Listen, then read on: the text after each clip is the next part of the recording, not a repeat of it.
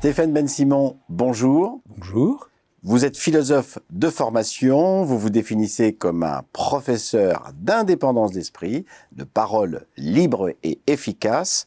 Vous formez des médiateurs à IFOMEN, ainsi que des avocats et des acteurs clés de l'entreprise à Sciences Po Executive Education. Et le sujet de notre chronique aujourd'hui, c'est la rhétorique. Et ma première question, c'est: la rhétorique est-elle indispensable au leader, au leadership? Autrement dit, un dirigeant doit-il absolument briller pour éclairer? Oui, elle est indispensable. Non, il ne faut pas briller. Quand on dit que quelqu'un il est brillant, ça veut dire qu'il prend la lumière, qu'il prend toute la lumière. Or, le rôle de celui qui dirige, c'est d'éclairer le chemin et d'éclairer les gens pour qu'ils puissent suivre ce chemin.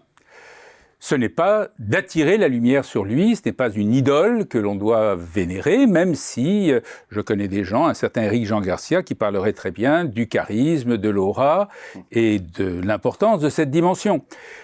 Mais dans le travail de l'éloquence, de la rhétorique, la finalité, c'est d'éclairer les autres. Et donc, il y a une humilité dans le comportement du très bon orateur, et cette humilité, elle commence par une thèse simple, qui est: l'autre, celui à qui je m'adresse, ou la collectivité à laquelle je m'adresse, ne m'a pas attendu pour penser, ne m'a pas attendu pour avoir des opinions, et y compris des préjugés, pour avoir des valeurs, pour nommer les choses d'une certaine manière et donner un sens, une saveur particulière à sa manière de vivre les choses.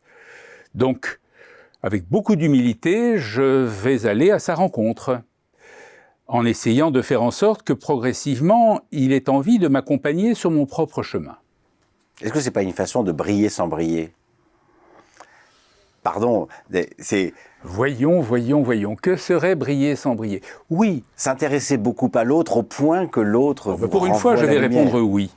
Parce que lorsque quelqu'un se sent à votre contact plus intelligent, lorsqu'il se sent plus au clair avec lui-même, cela rejaillit sur vous parce que c'est grâce à vous qu'il se sent mieux à la sortie. Nous connaissons tous des réunions dans lesquelles on est heureux qu'il y ait tel manager ou tel dirigeant parce qu'on sait qu'on sortira avec les idées claires et des solutions.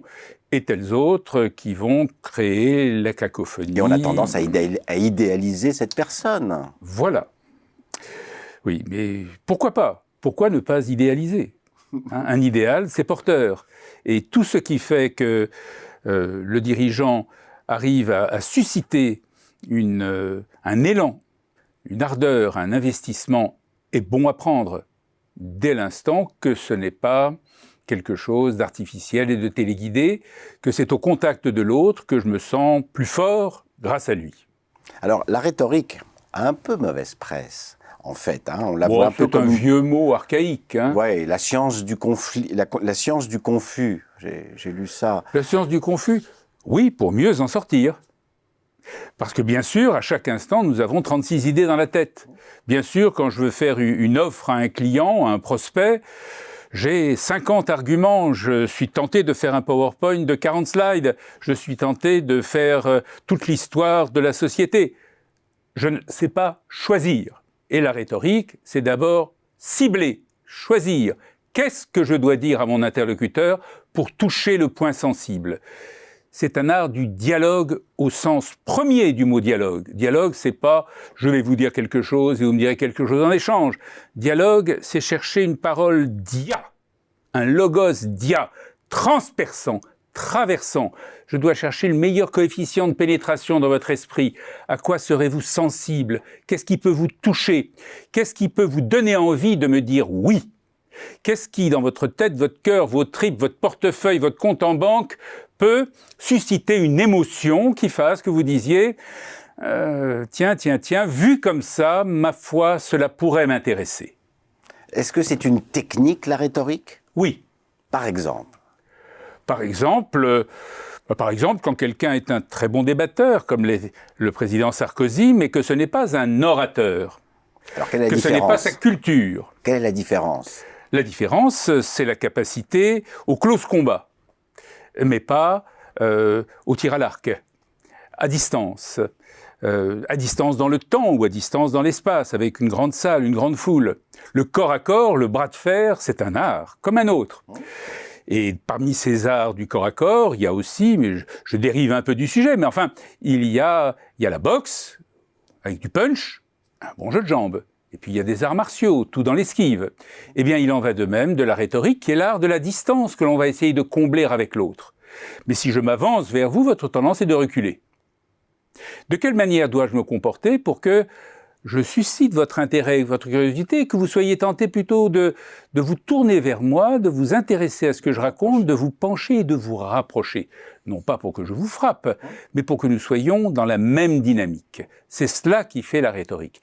Et donc, est-ce qu'il y a des techniques? Réponse bis, oui. Je prends l'exemple simple que je vais évoquer, M. Sarkozy, très bon débatteur, piètre orateur, au moment où il veut avoir des ambitions nationales. On lui a donc enseigné quelques petites techniques rhétoriques, la plus célèbre étant l'anaphore. Moi président. Moi président, dira Hollande dans le dialogue avec Sarkozy. Sarkozy, lui, dans le grand meeting du Palais de Versailles, qui était le lancement de sa campagne, c'était la France. La France, je la veux ambitieuse. Et des dizaines de fois, il a relancé la dynamique de son expression par cette anaphore. Eh bien, rien n'interdit ensuite à son concurrent, Hollande, à sa grande surprise, de dire « moi, président, je », plus de 20 fois, et de faire pencher en sa faveur le dialogue. Il en va de même d'un dirigeant d'entreprise. Un dirigeant d'entreprise va utiliser toutes les techniques de la rhétorique pour donner de la force, de la clarté, de la netteté à son propos. Donc ça s'apprend? Oui. Est-ce qu'il y a de meilleurs élèves que d'autres? Non. Pour le dire autrement, n'y a-t-il pas des prédispositions? Oui. Oui, il y a des prédispositions. Il y a ceux qui, par leur sociabilité, par le fait qu'ils ont été plongés dans des espaces de parole. Entre nous soit dit, même en sortant de la plus grande école de France, de l'école primaire jusqu'à l'université, quand a-t-on pris la parole?